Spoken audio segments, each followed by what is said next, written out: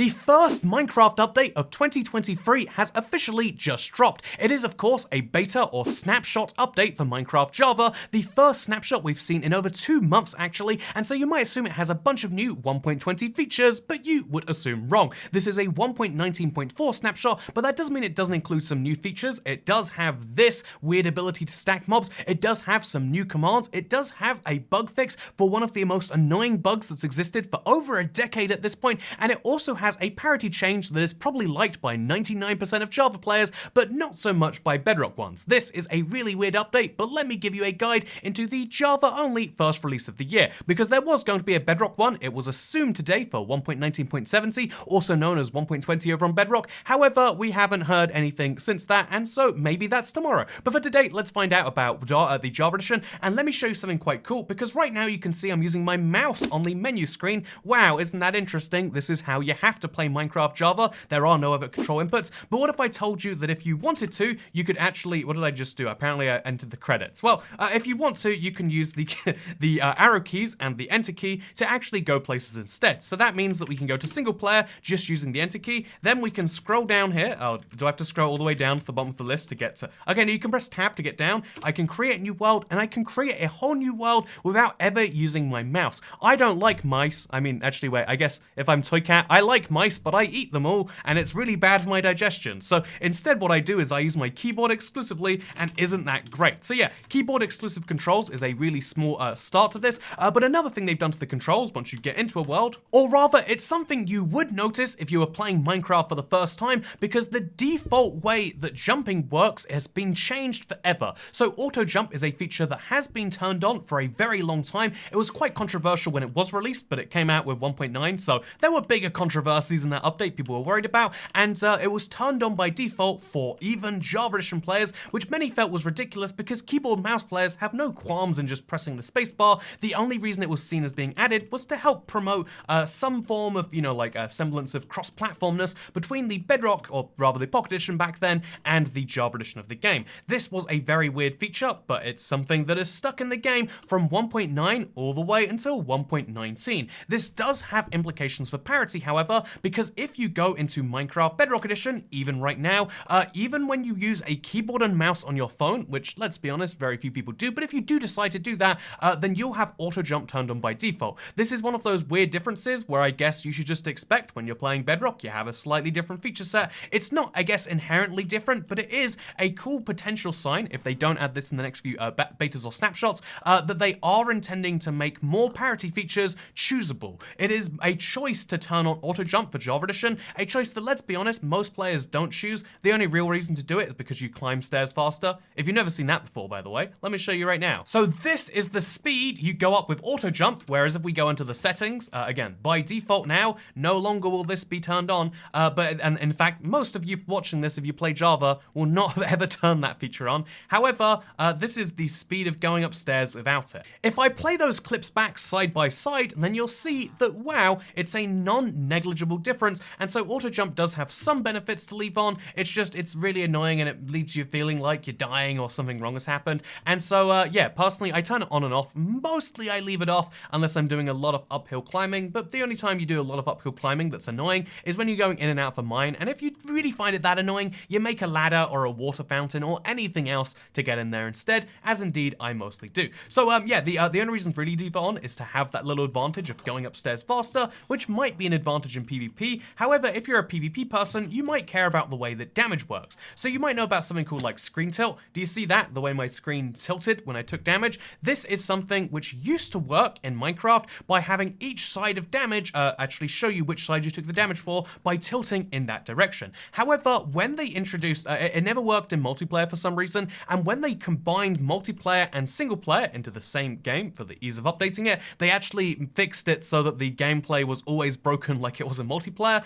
and that was 1.3, which I think was a full 11 years ago now. So let's show you what happens right now. So when I take damage from the right, here is what my screen looks like. Did you see that subtle tilt right there? And do you see how it's different to the tilt from when it happens on this side? You should be able to notice, maybe I have to put maybe the lever's just a little bit in a more accessible place, but you should notice it's quite clear that I'm being hit from one side or from the other, or indeed, you can see if I stare right at it, this is why you need regen arrows, by the way. It takes a lot of health to get hit by dispensers randomly. But yeah, the basic idea... Actually, okay, let's try this from all the way over there. Do you see that clear tilt on the right side that's letting me know there is a threat on my right side? This makes combat a little bit more, I guess not realistic, but it gives you more information for combat, and it gives you that ability to do something you otherwise can't. This is a feature that should have been in Minecraft for a decade, and I'm gonna be honest, I didn't know about it until they fixed it right now, which is one of those cool things where by fixing a bug that's existed in Minecraft forever, they're sort of inventing a new functionality. Significantly more Minecraft players know about the game without that damage tilt filter feature than with it, and so they're effectively adding something brand new. Isn't that cool? They're not effectively just adding something brand new when they add Vexes now using a separate charging animation when empty-handed, or armor stands now preserving custom names when placed or broken, or when using these two brand new commands. So there is the first one I want to talk about because it's way more exciting to me, but I'm going to mention the second one first because it looks way cooler, because did you know mobs can now ride mobs? There is the /ride command, and you know, rather than looking into how it works, I'm just gonna like see how this goes first. So mount myself with at E. What happened? Can I put all entities on myself? Yeah, sure. Let's distance equals 27. So now only one entity is allowed, but the selector allows more than one at position 0. So I'll make it 5.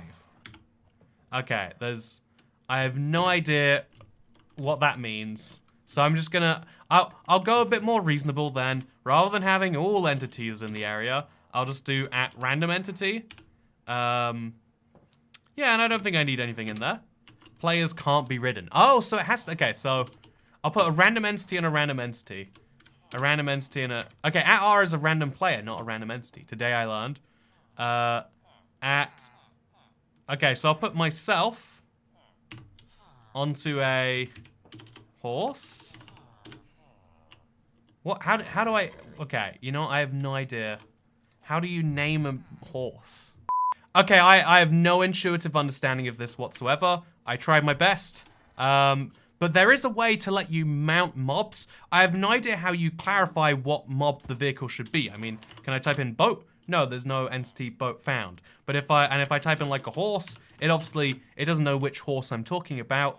So I've got to name the entities, maybe? With that, you know, there is a way through this that is probably very obvious if you know commands on the Java edition, which I definitely do not. But there's a brand new command, which is great for Java players. Again, that is cool. You can make images like the one they've shown off. Wow, mobs are riding mobs are riding mobs are riding mobs. That's really fun. But the one that's way more fun to me is the brand new block limit. So when you're doing a /fill command, there is a limit to the number of blocks that Minecraft can do, and it's currently set at 32,768. The reason for this is that Minecraft can't just infinitely let you build stuff because, you know, it would take too long and it would crash the game or something like that. And, but the thing is, some people would like to use all their resources on making these big structures rather than having to make them bit by bit by bit, which means that now, or rather maybe even the other way around, some people would rather the limit be lower because 32,000 is still enough to crash their PC. So now the fill command, as well as the clone command, anything else that plays around with blocks, has a limit which you can set when creating the world or by using the this command on screen right now. And so what I'm going to do is I'm going to do a /fill command because I set mine to 100, which means that I can do precisely 10 blocks, I believe. So I can do 10 acacia doors or fences right there. Nope, there's 121. Okay. So it's got to be 9 because it includes the current block. Gotta remember that. But as you can see, I can place 100 fences at a time. But if I try to place 110 fences at a time, like the absolute insane madman I am, the game will tell me that's far too many. However, you know, I would like to place more than 100. I'd like to place 100,000 fences. How do I do that? Honestly, what is the max value we can set this to? Can we just set it to basically infinite? Yeah, 10 million, I think? Yeah, there we go. So now instead of having only 110 or 100 fences allowed, we can now be like, you know what are we at 100 by 100 by 50 set of fences? The answer is probably crashing Minecraft. Yeah, okay. Well, it didn't crash Minecraft. It just didn't do anything, right? Should I try it again, or is that causing more issues, do you think? Well, let's find out. So as you can see, everything is frozen temporarily. Oh, God.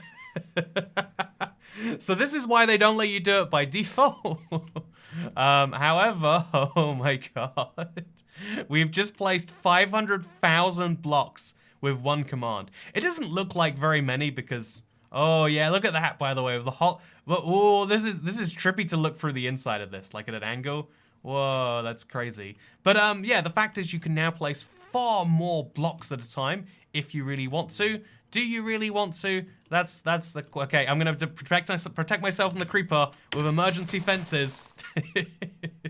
As you can see, works flawlessly. Man, I have frozen time. Oh, maybe not. Okay, there we go. Creeper be gone. Problems be gone.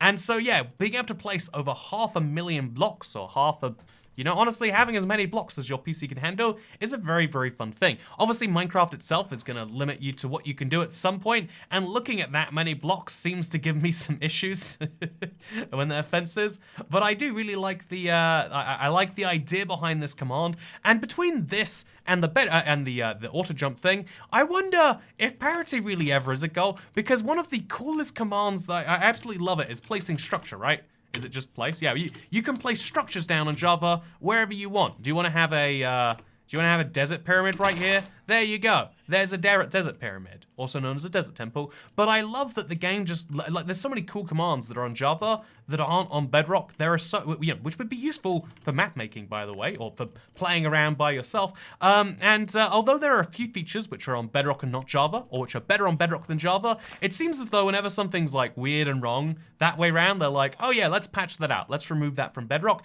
Whereas they continuously keep adding features to Java with no idea of when or how they're going to add them to Bedrock, or if they know when they're adding the place for structure feature. They've been playing that card very close to their chest, and it's interesting because, again, you can have the system of, yeah, we just add features to both versions when they're cool, but you can't say every cool Bedrock feature can only be added if it also works on Java, while saying at the same time that Java can just keep having as many exclusives as it likes, because this is cool. I would like to see this, but I think it's a bit of a problem personally when we say that that's only available on this platform. What do you reckon, Internet? Anyway, yeah, like I said, I'm really mostly excited about seeing those new 1.20 features.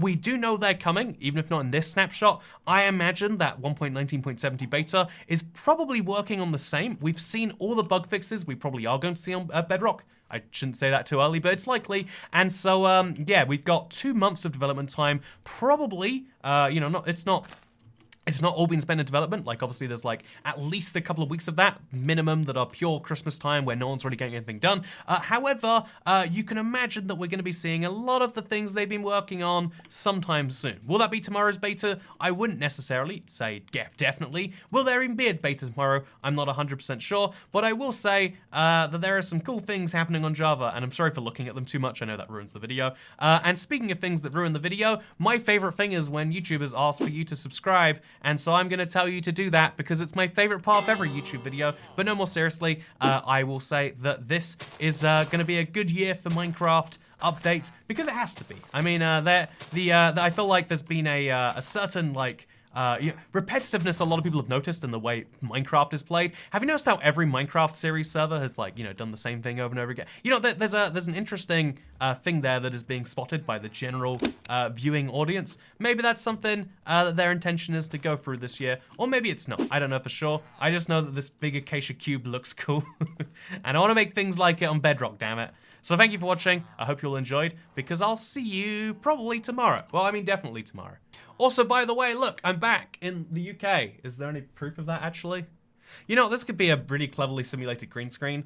I have some fun issues, actually, going on to do with my place that is in the UK that I'd like to talk about when it's all resolved. But yeah, I'm in the UK again. Isn't that fun? I had a good skiing trip. Thank you for asking. And yeah, I look forward to seeing you next time. Goodbye.